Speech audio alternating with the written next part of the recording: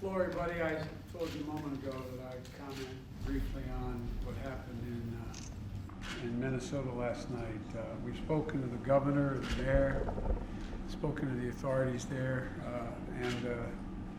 and I haven't called Dante Wright's family, but our prayers are with their family. It's really a tragic thing that happened. But I think we got to wait and see what the investigation shows and the entire investigation. You all watched, I assume as I did, the film, which is fairly, the body cam, which is fairly graphic. The question is, was it an accident? Was it intentional? That remains to be determined by a full-blown investigation. But in the meantime, I want to make it clear again, there is absolutely no justification, none, for looting, no justification for violence. Peaceful protest, understandable. And the fact is that, we do know that the anger, pain, and trauma that exists in the black community in that environment is real. It's serious and it's consequential. But it will not justify violence and or looting.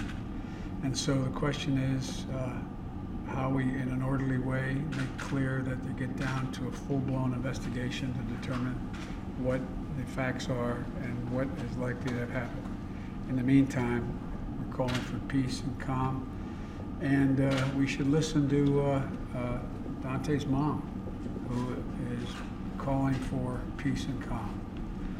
That's all I have to say at this moment on that issue. So, Mr. President, do you think there should be federal resources to help keep the peace? Do you think you need to take any additional there steps? are already federal resources, and we have a significant, we spent a significant amount of time unrelating to this particular case and dealing with what may be the aftermath of anything that happens with the trial that's underway.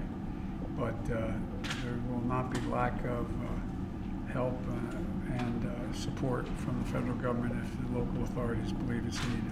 Are you concerned things could be on a razor's edge, sir? I'm not going to speculate now. I'm hopeful that there will be a verdict and an outcome that will be supported by the vast majority of the people in the region, and that's my expectation and hope. Thank you. Mr. President, do you want to speak on infrastructure? Mr. President, do you want to speak on infrastructure also? Yeah. I think that's what we're here. It's a bipartisan meeting here. We got the dean here. Don Young is here. We got the dean, so everything's going to be all right. But all kidding aside, I'm prepared to negotiate as to how the extent of the minor infrastructure project, as well as how we pay for it. But if we're going to get in a serious conversation about how to do that, I think everyone acknowledges we need significant increase in infrastructure. It's going to get down to what we call infrastructure.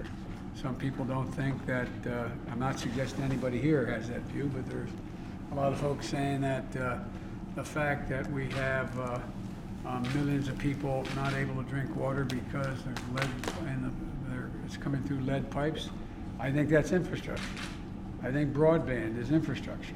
It's not just roads, bridges, highways, etc. That's what we're going to talk about, and I'm confident everything's going to work out perfectly. Mr. President, some Republicans say that they're concerned about being window dressing, Mr. President. I'm not big on window dressing, if you've observed. Thank you very much.